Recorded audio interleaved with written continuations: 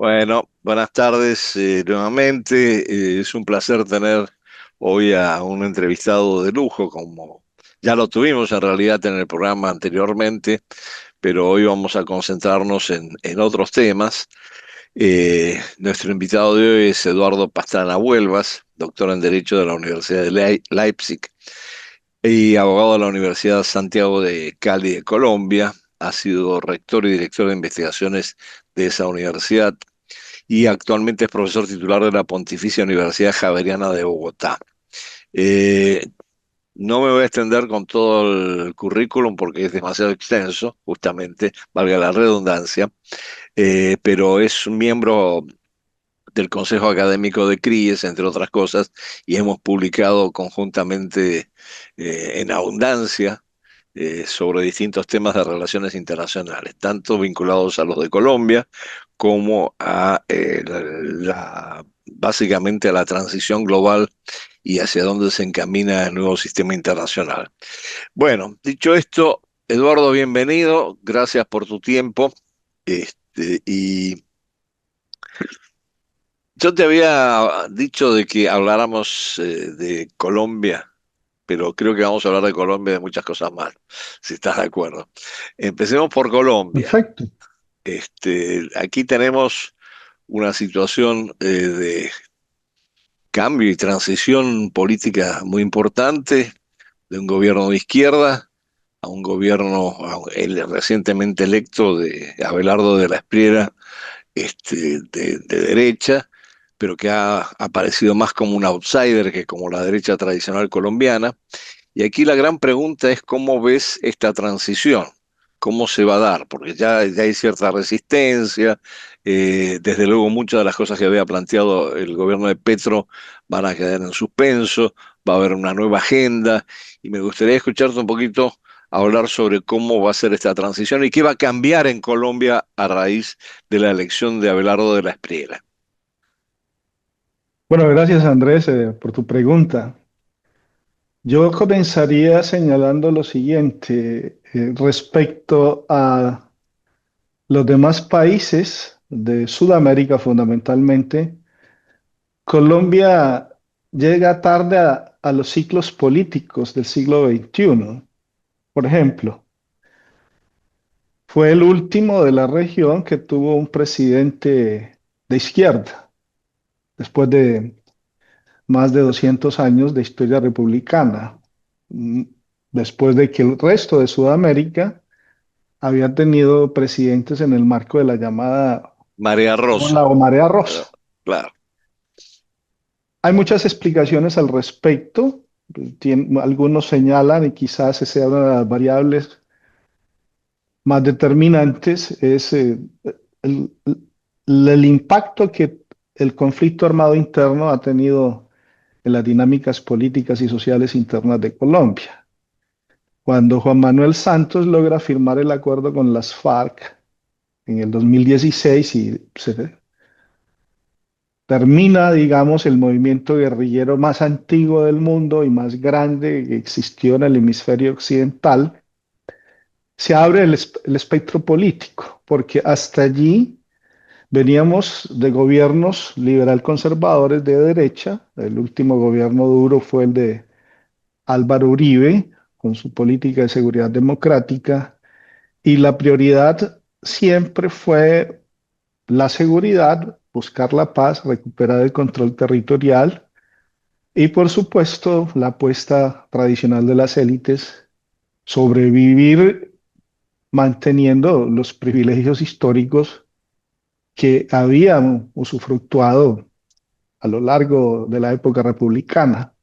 Ahí se abren las agendas sociales, ya no hay más disculpa, ya no hay más pretextos para decir ahora las dinámicas políticas van a estar, digamos, más influenciadas o la prioridad va a ser la agenda social. Y esa fue la coyuntura donde surge Petro.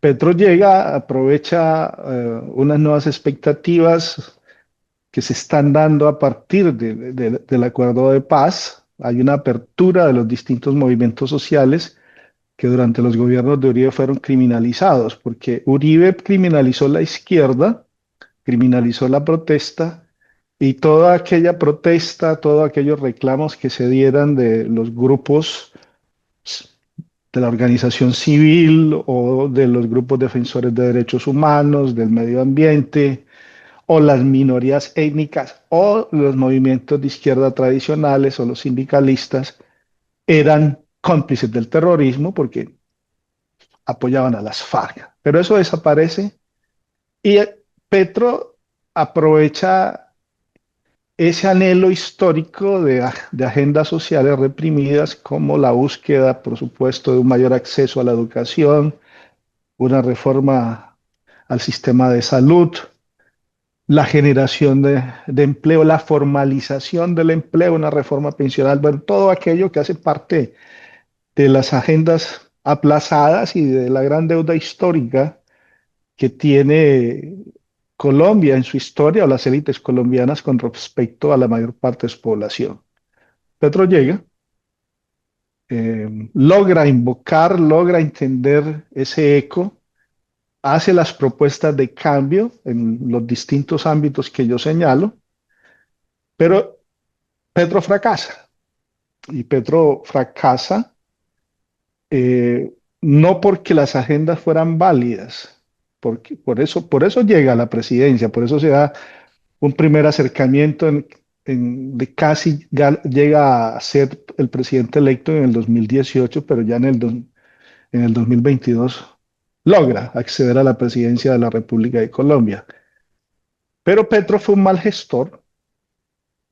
Lo que planteaba en el discurso no lo pudo traducir en políticas públicas por muchos factores. Primero rompió con la coalición de centro que le había permitido tener una mayoría en el Congreso de casi un 75%. Al romperla, se le van a empantanar muchas reformas. Lo único que pudo adelantar fue una reforma tributaria para obtener recursos que le permitiese después abordar las reformas sociales. Y allí se pasó el resto de su periodo presidencial, donde no pudo lograr esos grandes cambios que se propuso, pero además no solamente por el bloqueo de su agenda legislativa, por perder las mayorías en el Congreso, sino porque se rodeó de incapaces. Solo quiso seguir gobernando con sus grandes adeptos, con sus círculos, algunos lo han llamado Sanedrín o Guardia Pretoriana, sin experiencia en el manejo del Estado. Y un tercer factor que eclipsó mucho el gobierno de Petro es que su gobierno y sus funcionarios se vieron envueltos en grandes escándalos de corrupción, especialmente si empezamos con su hijo. Ante este gran desengaño, pues la izquierda, la derecha tradicional busca ejercer durante todo su periodo presidencial la oposición, una oposición desde mi punto de vista muy equivocada porque nunca habían hecho oposición. Eso es una de las conclusiones a la que se llega. Siempre había gobernado la derecha tradicional, lo que venía de estos partidos. Y además de eso, se dedicó fundamentalmente al antipetrismo, pero no planteaba, digamos, alternativas frente a la agenda social que Petro había abanderado.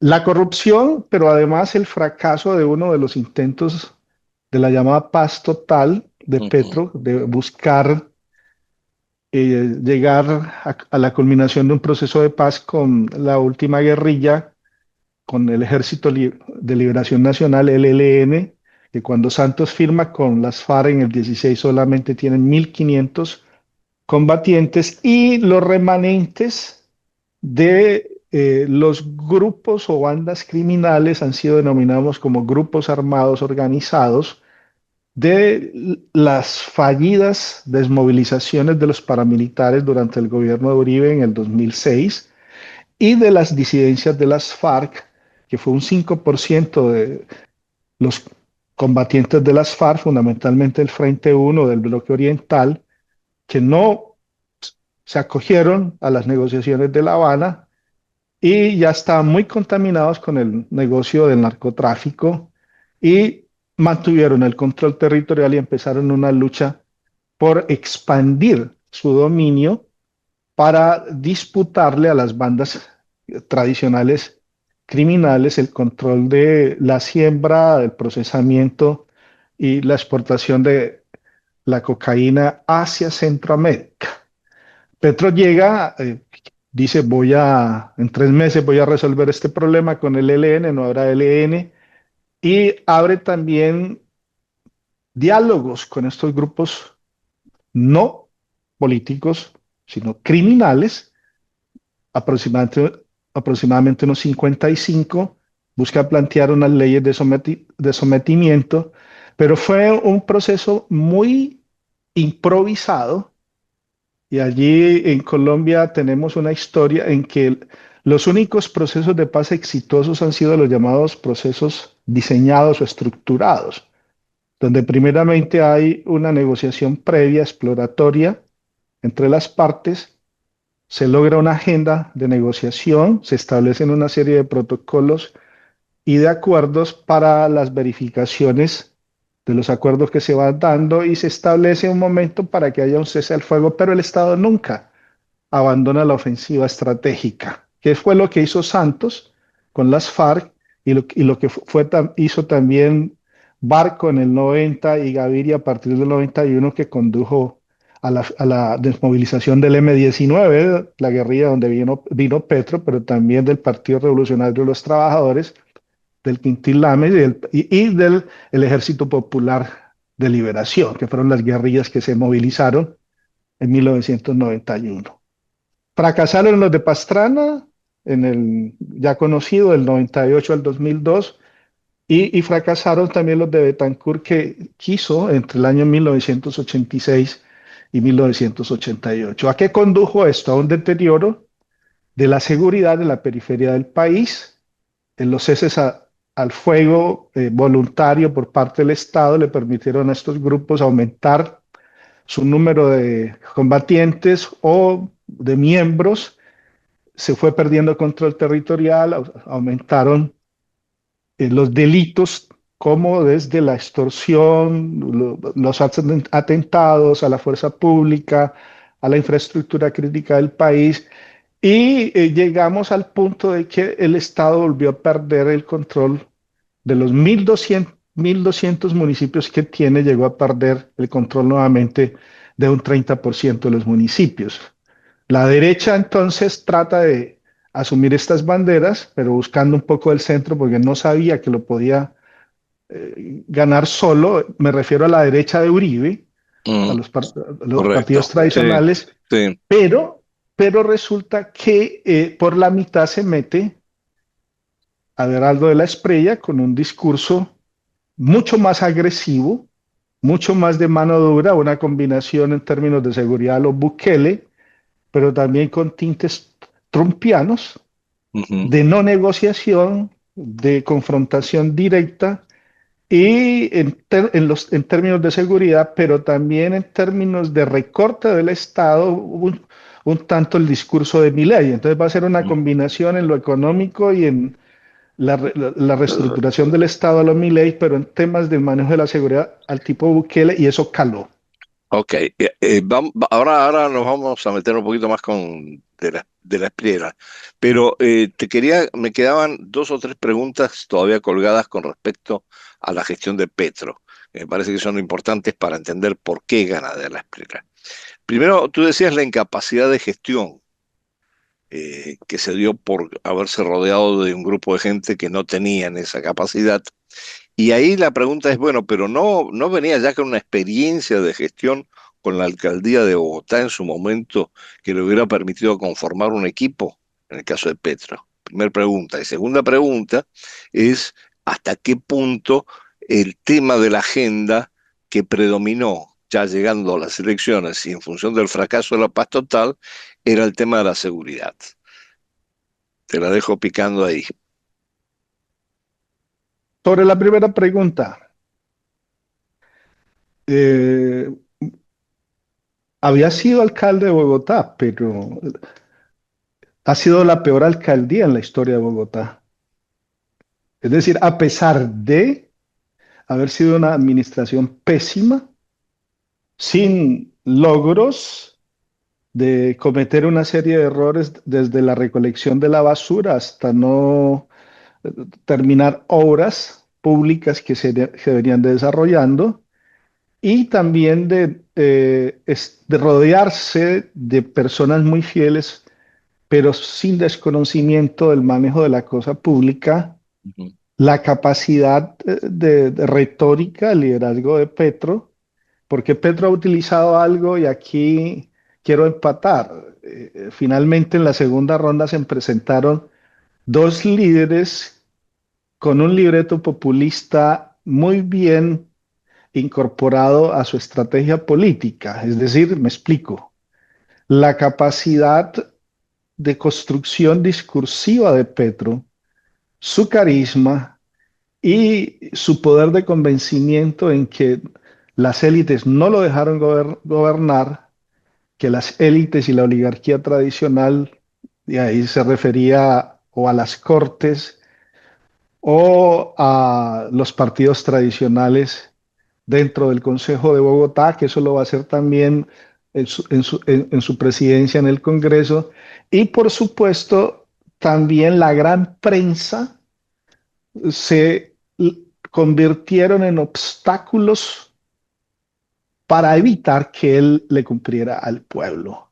Pero que además, y eso sí hay que reconocérselo, eh, Petro va a repetir a nivel de la presidencia algo que sí logró en Bogotá para tener votos cautivos, y es una de las herramientas que utilizan los liderazgos populistas, y es la generación de una serie de subsidios ujú, ya, asistenciales, ujú, no la generación de programas para crear una base productiva y de formación educativa, pero también de creación también de pequeña o mediana empresa para liberar a estos sectores de las trampas de la pobreza, sino toda una serie de ayudas que iban desde las ayudas del adulto mayor a las madres cabezas de familia, todos estos programitas que en un momento dado, como las misiones de Chávez, eh, cumplían simplemente un objetivo asistencial. Y eso logra tener un electorado cautivo,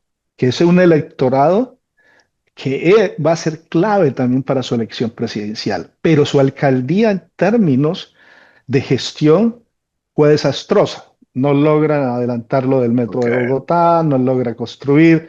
Lo de la salud fue precario. Bueno, construyó algunos colegios, pero generó un caos de recolección de basuras en la ciudad y de otros errores que se cometieron también en el diseño de políticas públicas y en su ejecución, que algo se caracterizó la alcaldía de Petro, que también va a ocurrir en su presidencia, que muchas de las secretarías no gastaron el presupuesto que estaba destinado para el año respectivo por la incapacidad del diseño de los proyectos que debían de ser ejecutados como políticas ok. públicas.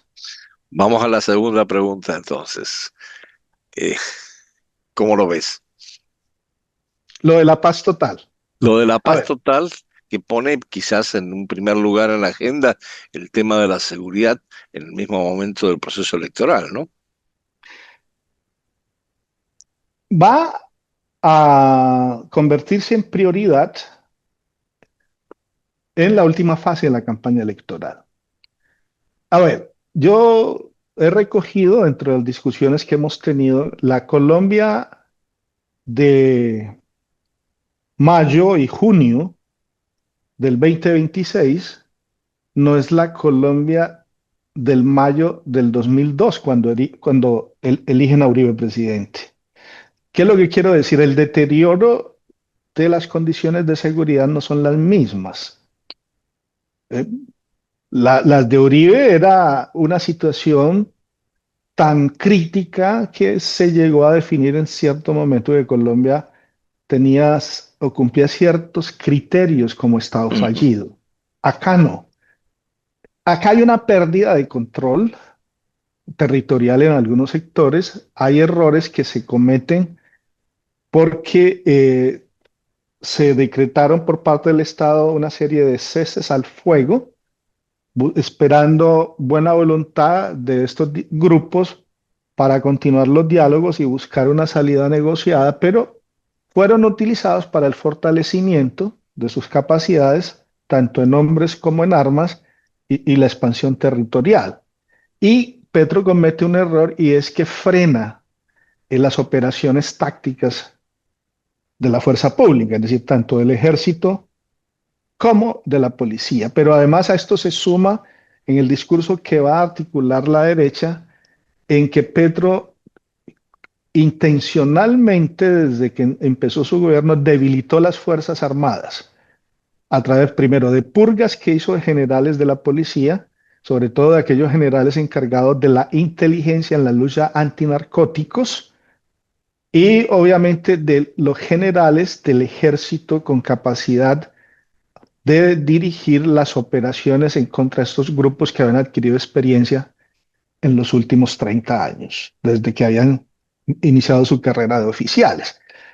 Entonces, el discurso es que hay una intención clara de favorecimiento a estos grupos, eh, ofreciendo este tipo de beneficios, pero al mismo tiempo una desmoralización, un freno y desmantelamiento de la capacidad operativa de las fuerzas militares, porque Petro veía que la única posibilidad de prolongar su proyecto y buscar tal vez un apoyo para una deriva o autoritaria, un cambio de la constitución, y era el apoyo de estos grupos y un control territorial. Ese es un discurso muy bien manejado por la derecha, pero que fue, digamos, extremado por este sector de la Espriella, porque detrás de la Espriella estaba la extrema derecha colombiana y la mayoría de los oficiales retirados de las distintas fuerzas que se sentían totalmente humillados y maltratados por Petro, y muchos de estos generales que se fueron al retiro. Entonces, lo que se hizo es que se produjo una caja de resonancia muy amplia del tema de seguridad, porque lo que dominaba hasta allí, hasta este año, era el problema económico. Ujú. Es decir, era fundamentalmente las medidas económicas que había tomado Petro, en el sentido, las reformas tributarias, se había ahuyentado la inversión, había prohibido, ¿sí?, la exploración de petróleo, la de gas, estos combustibles fósiles que fundamentalmente constituyen todavía el 75% de la canasta exportadora de Colombia. Entonces esto mermó los ingresos del Estado, bajaron los ingresos del país, pero también ahuyentó la inversión. Y ese fue un discurso que se fue articulando al inicio de la campaña, pero el que logra dominar después, cuando entra a escena fuertemente de la Espriella, es el asunto de la seguridad, en que Petro le estaba entregando el país a los grupos criminales. Bueno, ese Y vínculo, perdón, ese vínculo evidente de Espriella con las Fuerzas Armadas se concreta en la noticia que tenemos hoy aquí, que va a asumir la presidencia de Espriella en un cuartel militar, a diferencia de los gobiernos civiles anteriores, ¿no? sí, totalmente. Es decir, porque el ministro, el que va a ser ministro de Defensa, Mm. es un general que echó Petro, un mayor general, Ajá. ¿sí? Un mayor general que cayó en una de las purgas de Petro y que quedó muy resentido y que fue capaz de aglutinar. Entre otras cosas, ni siquiera este general Mora, Mm. hermano del general Rafael Mora Rangel, que había sido el que diseñó toda la doctrina del Plan Patriota, que fue Ujú. la operación militar o la campaña militar que desarrolla Uribe en el marco de su política de seguridad democrática, sino iba a ser Eduardo Zapatero, Ujú. que era el general comandante del ejército cuando Petro iba a asumir la presidencia y le renunció. que él no iba a estrecharle la mano a Petro. Pero este general se ve envuelto porque la fiscalía lo llama a un juicio y le hace una imputación por acoso sexual sistemático. Entonces lo defenestró esa situación y sube Mora. Y detrás de Mora está todo este grupo de oficiales a nivel de general, de coroneles, fundamentalmente, tanto del ejército como de la policía, porque entre el ejército y la policía, Petro llegó a dar de baja casi 60 generales. Y para que tú tengas una idea, el ejército tiene solo 50 generales, Sí. 54 generales, ¿no? Entonces, allí hay está, y allí está detrás la Fuerza de Salvación Colombia.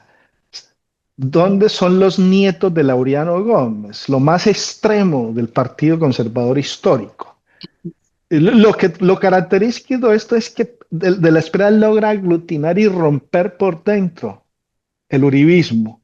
Ujú, Y el ala más extrema del uribismo ujú, abandona el centro democrático, es decir, ujú. porque uno de los hechos es que el uribismo casi que queda destrozado y queda eliminado como fuerza política. Ajá, claro, claro. Y Uribe queda totalmente descartado como el líder de la derecha del Claro. país. Surge una nueva derecha, que es una de las discusiones. Hay otras que dicen que no, que Uribe está detrás de eso, pero yo no lo veo así, sino que hay una recomposición de esa derecha negacionista, de esa derecha en la ola trumpista, de esa Ujú, derecha, de la Espriella es alguien que tiene contactos hace años en la Florida con Marco ujú. Rubio, con María Elvira Salazar, con todos estos representantes o senadores de los republicanos que vienen del exilio cubano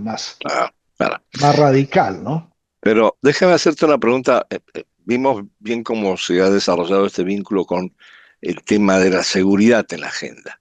Ahora, ¿cuál va a ser el planteamiento de la Esprila en términos de la agenda económica? Porque tú señalabas que se había producido una especie de freno a todo, por ejemplo, la explotación de hidrocarburos, etcétera, que habían afectado la economía durante el gobierno de Petro. Y ahora la pregunta es, bueno, ¿qué es lo que va a pasar ahora, dado este carácter también filo-trumpista que aparentemente define a De la Espriella, ¿no? Bueno, ha sido muy claro y detrás de, digamos, lo que será la política económica de la Espriella está su vicepresidente, Ujú. Juan Manuel Restrepo, ¿sí? Ajá. Porque Restrepo es economista, Restrepo fue ministro primero de Comercio Exterior y posteriormente fue ministro de Hacienda, lo que se llamaría ministro de Finanzas de Iván Duque. Viene de un sector muy del conservadurismo católico, Ujú. confesional, eh, y había sido rector de la Universidad del Rosario, ¿no? Que es una de las universidades conservadoras. Y Ujú. él es el que ha propuesto, porque de la Espriella no tiene absolutamente ninguna idea de las políticas Ujú. económicas. En Por eso la primer pregunta, lugar, sí. sí, en primer lugar, obviamente, volver a autorizar las exploraciones y las explotaciones tanto de petróleo y carbón, porque petróleo y carbón han sido, digamos, los recursos fósiles que Colombia ha venido exportando desde incluso finales del siglo pasado, sino que el boom se empieza a dar en este siglo fundamentalmente, aumenta la demanda. El gas, que también se había prohibido, es más de consumo interno. Ujú. Colombia había sido autosuficiente y por eso incluso ya se había empezado a importar gas desde Venezuela, ¿sí? Por prohibirlo. Ahí estaban las grandes contradicciones. Claro. O sea, baby drill al estilo trumpiano. También ha Ujú. planteado la posibilidad de autorizar las exploraciones la explotación del fracking. Aquí sí Ujú. hay aquí sí hay un límite jurídico porque la Corte constitucional a través de una sentencia lo prohibió y esto generaría Ujú, pues, toda una serie de trámites jurídicos. Lo cierto es que las otras medidas y ahí está el dilema. El déficit fiscal está llegando al 6%. ujú, La deuda ha pasado el 60% del PIB. O sea, el Estado no tiene recursos porque Petro gastó mucho dinero en mucho de los subsidios que generó, que esa es una quizás de las razones por las cuales Cepeda casi gana también las elecciones, ujú, ujú, porque hubo sectores que se beneficiaron mucho de esos subsidios. Entonces, ¿has- ¿hasta dónde de la Espriella o Restrepo va a adelantar una reforma tributaria? Porque el Estado está sin recursos ujú. eh, que sea, que no sea lesiva o que no se convierta también en un obstáculo para el freno de los inversionistas, Claro, o del retorno de los inversionistas, sí. porque uno de los datos es que Colombia, como Santos la metió a la OECD, Colombia es el país miembro de la OECD con más barreras tributarias Ujú, entre todos sus miembros. O sea, ujú, no es atractiva. Entonces, ahí está la pregunta, ¿cómo equilibrar? Volver a generar políticas que sean atractivas para el inversionista, porque, ojo, los inversionistas no solamente son los inversionistas extranjeros, no. Muchos de los ricos colombianos se llevaron sus capitales. ujú, Es decir, ¿cómo si se reproduce el repatriamiento o repatriar estos capitales, pero también ujú. otra vez volver a generar políticas de atracción al inversionista extranjero, eh, necesitando una reforma tributaria para tratar de eh, apalancar o tratar de resolver un poco ese déficit fiscal que tiene el Estado colombiano y el peso de la deuda, porque los servicios de la deuda van a ser muy fuertes en los próximos años. Entonces, es un Estado que va a tener problemas de flujo de caja fundamentalmente. Ah, ah. Ahí hay un dilema.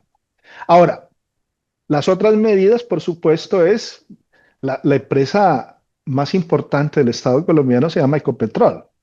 Ujú, Y la primera medida es cambiar toda la junta directiva y, por supuesto, volver a las políticas anteriores de permitir, y ahí está el debate hasta dónde se puede permitir también la exploración de búsqueda de nuevos recursos en los parques naturales. Es decir, vamos en contra a esta política que en cierto sentido podemos decir también fue muy radical de Petro, de buscar una transición energética en Colombia totalmente de una economía descarbonizada, contradiciendo porque, entre otras cosas, la matriz energética de Colombia es fundamentalmente presas hidráulicas, generación de ujú. energía eh, hidráulica, ¿no? Las grandes represas. Ok, O sea, claro. Colombia es el 70%. Colombia tiene una matriz limpia y Colombia no ocupa un lugar predominante en las emisiones de gases efectos invernadero, cuando los factores que generan impacto ambiental en Colombia son el uso de la tierra, la deforestación y la ganadería, porque Ujú, Colombia no es un país industrial. claro. Ese es siempre una de las grandes críticas, porque realmente el petróleo y el carbón fue productos de exportación. Y la transición energética no se puede dar si no hay cómo reemplazar en el mediano plazo estos Ujú. bienes que son exportables, que son fundamentalmente mineroenergéticos. Entonces, el gas es fundamental para eso y esa fue una de las grandes contradicciones de Petro. Lo frena y resulta que eso constituía, el Ecopetrol le transfería al Estado colombiano por regalías y por impuestos el Claro. 29% del presupuesto para los programas sociales del Estado colombiano. Y ahí Mira, Petro se Eduardo, pegó un tiro en el pie. como se nos está acabando el tiempo y yo no quiero dejar frente a este panorama tan claro que nos presentas en el análisis de lo que está sucediendo en Colombia, no quiero dejar de hacerte una pregunta en relación a cómo ves en este marco el avance de la derecha en el resto de la región. Y yo diría que inclusive, más que una resistencia de la izquierda en esta polarización o fragmentación, si uno quiere, ideológica que se da en la región, eh, la izquierda parece ayornarse y moverse hacia el centro como para poder contrarrestar a la derecha. Pregunta, ¿no? No sé, ¿cómo ves tú eso? Bueno, ese ascenso de la izquierda o digamos esa expansión de la ola azul, si uno ve el mapa como ha cambiado, Ujú. o El ascenso parda en algunos de la casos, derecha, de dices la tú. derecha, ¿no? Sí. Para hacer una parodia con lo que se habló en su momento, digamos, de la marea rosa o hablar ahora de una marea azul. Eh, es entendible en términos sistémicos a partir de esas alianzas transnacionales de los grupos de derecha nuestros con los grupos de derecha norteamericanos y europeos. Es Ujú. decir, eh, entendiendo que son agendas totalmente distintas, pero que hay una adaptación de la agenda y de los puntos de la agenda.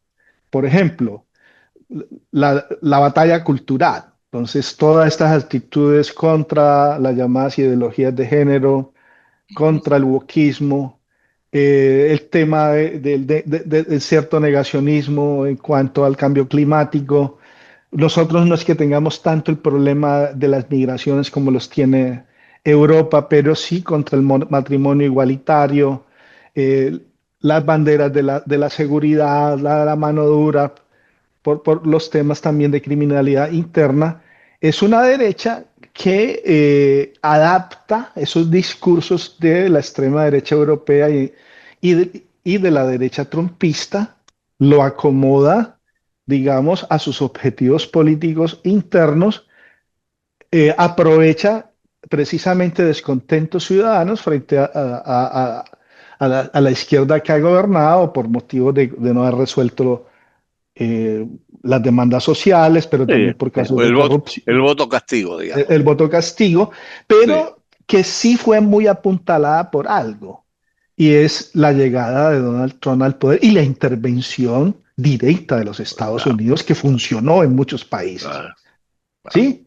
Ahora, la gran pregunta es, ¿qué pasa si Donald Trump pierde las elecciones de medio término? Ujú, ¿Qué impactos va a tener en el corto plazo la derrota estratégica de Estados Unidos en Irán? ujú. ¿Hasta dónde podrá tener el gobierno MAGA, que se está erosionando por dentro porque hay contradicciones al interior de MAGA, de seguirse ocupando de la región? Lo de Cuba no ha funcionado. No sé cómo esté adentro la situación de Cuba. Si desviarse y salir del Oriente Próximo conduzca a una focalización más al caso de Cuba, pero va a ser un gobierno norteamericano que va a tener que buscar logros, no éxitos que no pudo lograr en otras partes. Pero al Claramente, mismo tiempo, ¿qué impactos puede tener eso? Entonces, claro. a mí me parece que esta nueva derecha, si pierde el faro norteamericano de MAGA, un eclipse o un ocaso acelerado del trumpismo, pues puede abrir el espacio en un cambio de siglo político pronto. Con lo que tú estás planteando es la búsqueda de esta izquierda más variopinta, tirándose más hacia el centro, construyendo coaliciones para Claro, frenar esta no, contraola. digamos, Porque, por- la evidencia mayor está en el caso de Brasil. Lula sí, tiene un giro hacia el centro muy llamativo, ¿no? no, pero Este, mira lo de México también, cómo se también, mantiene claro, México. claro, claro. Y allí las clases medias juegan un papel Sí, interesante de cómo se acomodan, pero también de ciertos sectores y hasta dónde, no en todos los países nuestros, esa intervención de la doctrina de Ompro, de esa intervención directa para tratar de poner candidatos o gobiernos afines, no ha generado en algunos casos que los sectores de centro y esta izquierda estén argumentando un nacionalismo Sí, sí, muy fuerte, poco a poco, que va creciendo porque no estamos en el marco de la Guerra Fría y sí, estamos viviendo un mundo totalmente distinto y unas clases medias y unas clases, y en algunos casos, unas élites más nacionalistas que en el sí. siglo XX. Bueno, tenemos que ir cerrando porque ya se me acaba el tiempo. Y ya que levantaste el tema del nacionalismo, te voy a hacer la última pregunta que es clave. El miércoles, ¿estás a favor de Argentina o de Inglaterra en el No, partido de yo la Copa? soy Argentina, Muy bien, muy bien. Felicidades. Este es el broche de oro que yo esperaba en esta conversación. Argentina y Malvinas, nada, Islas Falkland, ¿no? Bueno, Eduardo, te agradezco muchísimo. Creo que aclaraste el panorama no solamente en términos de Colombia, sino al final también algunas cosas que están pasando en toda la región. Así que nuevamente te agradezco el tiempo y haber estado dispuesto desde Alemania y a pesar de los calores y tener esta conversación. Y sí, esperemos que el miércoles todo se dé como debe darse en dirección a que Argentina se acerque nuevamente a la Copa. Yo diría cambiando el Sí. tema para lo otro. En 6 meses podemos estar hablando que se acabó la luna de miel de la Espriella con sus electores. Ok, esa es una frase como para cerrar. Muy bien, Y viva Argentina. gracias. Bueno, gracias Eduardo. Te mando un Y fuerte Messi, abrazo. ¿no? Claro, te Eh, mando un fuerte abrazo. bueno, Sí, y Messi y la igualmente. angustia que nos generan estos partidos que se definen al final y que nos mantienen en vilo todo el tiempo, ¿no? Pero No, bueno, es que es un tango siempre, se sí, sufre sí, sí, y sí. se padece y también se disfruta. Sí, claro, desde luego. Bueno, Eduardo, te Bueno, mando un fuerte abrazo. Gracias fuerte y hasta nuevamente pronto, Andrés. y seguimos en contacto. Claro que sí.